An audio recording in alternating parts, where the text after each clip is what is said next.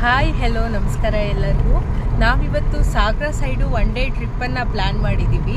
So ಇವತ್ತು ಬೆಳಗ್ಗೆ 5 ಗಂಟೆಗೆ ಎದ್ದು 6 o'clock ಹಾಗೆ ರೆಡಿಯಾಗಿ ನಾವೀಗ ಶಿರ್ಸಿ ಕಡೆ ಹೊರಟಿದ್ದೀವಿ. ಆ್ಯಕ್ಚುಲಿ ಶಿರ್ಸಿಯಿಂದ ನನ್ನ ಕಸಿನ್ ಒಬ್ಬನು ಬರ್ತಾನೆ, ಅವನನ್ನು ಪಿಕ್ ಮಾಡಿ ಎಲ್ಲರೂ ಸಾಗರ ಸೈಡು ಹೋಗ್ತಿದ್ದೀವಿ. ನಾನು ಈ ವಿಡಿಯೋದಲ್ಲಿ ನಮ್ಮ ಜರ್ನಿ ಹೇಗಿತ್ತು, ಆಮೇಲೆ ಎಷ್ಟು ಎಕ್ಸ್ಪೆನ್ಸ್ ಆಯಿತು ಥ್ರೂ ಔಟ್ ದ ಜರ್ನಿ ಅಂತ ಶೇರ್ ಮಾಡ್ತೀನಿ ನಿಮ್ಮ ಜೊತೆ.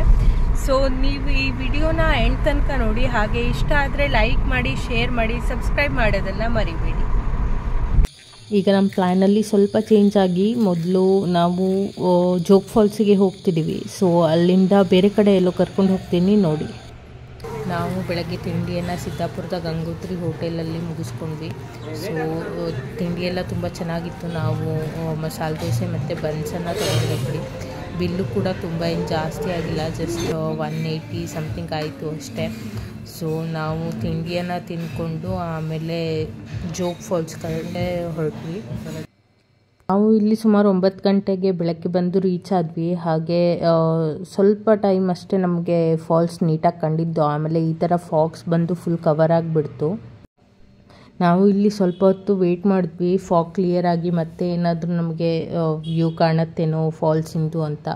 ಬಟ್ ಫಾಗ್ ತುಂಬ ಹೆಚ್ಚಾಗ್ತಾನೆ ಹೋಯಿತು. ಹಾಗೆ ಸ್ವಲ್ಪ ಹೊತ್ತು ನಿಂತ್ಕೊಂಡು ವ್ಯೂನ ಎಂಜಾಯ್ ಮಾಡಿಕೊಂಡು ನಾವು ನಮ್ಮ ಮುಂದಿನ ಡೆಸ್ಟಿನೇಷನ್ಗೆ ಹೋಗ್ತಿದ್ದೀವಿ. ಈಗ ಮುಂದಿನ ಡೆಸ್ಟಿನೇಷನ್ ಬಂದು ಭೀಮೇಶ್ವರ ಟೆಂಪಲ್ ಆ್ಯಂಡ್ ಫಾಲ್ಸ್. ಅದು ಜೋಗ್ ಫಾಲ್ಸಿಂದ ತುಂಬಾ ಹತ್ತಿರ ಆಗುತ್ತೆ, ಜಸ್ಟ್ 42 ಕಿಲೋಮೀಟರ್ಸ್ ಅಷ್ಟೇ. ಸೊ ಆ ವ್ಲಾಗ್ನ ನಾನು ನೆಕ್ಸ್ಟ್ ವಿಡಿಯೋದಲ್ಲಿ ಶೇರ್ ಮಾಡ್ತೀನಿ, ಅದನ್ನು ಮಾತ್ರ ಮಿಸ್ ಮಾಡಬೇಡಿ. ತುಂಬ ಚೆನ್ನಾಗಿದೆ ಪ್ಲೇಸು. ಹಾಗೆ ನಿಮ್ಗೆ ಈ ವಿಡಿಯೋ ಇಷ್ಟ ಆಗಿದ್ದರೆ ಲೈಕ್ ಮಾಡಿ, ಶೇರ್ ಮಾಡಿ, ಹಾಗೆ ಸಬ್ಸ್ಕ್ರೈಬ್ ಮಾಡೋದನ್ನು ಮರಿಬೇಡಿ. Thank you.